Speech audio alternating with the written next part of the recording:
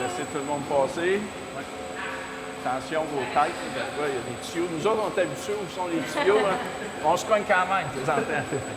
Mon nom est Mario Hébert. Gilles Joannis, nous sommes les cofondateurs de la trappe à fromage de l'Outaouais. La trappe à fromage, on a commencé à faire notre première crotte de fromage en 1995, moi et mon associé.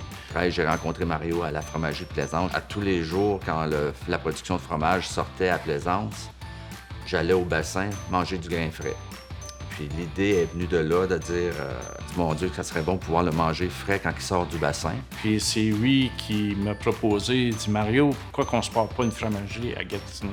On s'est rencontrés puis on a vu qu'on était un fit pour travailler ensemble. On a développé une amitié, puis regarde, ça fait 28, 29 ans qu'on se connaît là, aujourd'hui, puis ça marche encore.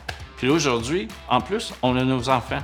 On a nos 2 garçons qui la relèvent. La famille, les enfants. À l'été, on fait un pique-nique. Le côté humain est vraiment présent, la trappe à fromage.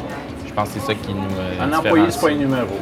La trappe à fromage fabrique à peu près 12 variétés de fromage. La recette vient de mon père, qui venait de mon grand-père, qui venait de mon arrière-grand-père. Je suis venu au monde dans le fromage. Avec toutes les boutiques qu'on a eues, c'est d'avoir un endroit où les gens pouvaient retrouver des produits du terroir, des produits québécois. En 1998, nos frigidaires, on avait comme, par exemple, un 20 pieds de comptoir de fromage. Il y avait 16 pieds, c'était des fromages européens. Il y avait 4 pieds, c'était des fromages québécois. Avec les années, on est rendu à 16 pieds de fromage québécois, puis 4 pieds de fromage européen. Donc, au Québec, on trouve beaucoup de bons produits québécois. Quelqu'un vient puis il veut essayer un fromage, mais tu viens ici puis on va te couper un petit morceau, tu l'essayes, tu l'aimes. On te fait un morceau, tu l'aimes pas, mais regarde, on regarde, tu offrir un autre produit.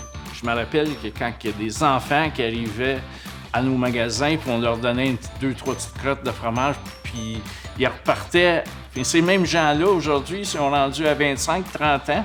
Puis là, aujourd'hui, on s'aperçoit qu'ils n'ont jamais lâché la trappe à fromage. Moi, je peux juste dire qu'on met notre passion dans la qualité de mon fromage. C'est très important pour moi que le fromage qui sort tous les jours, c'est à la perfection que le client serait content, que j'ai le sourire des gens quand ils mangent mon fromage.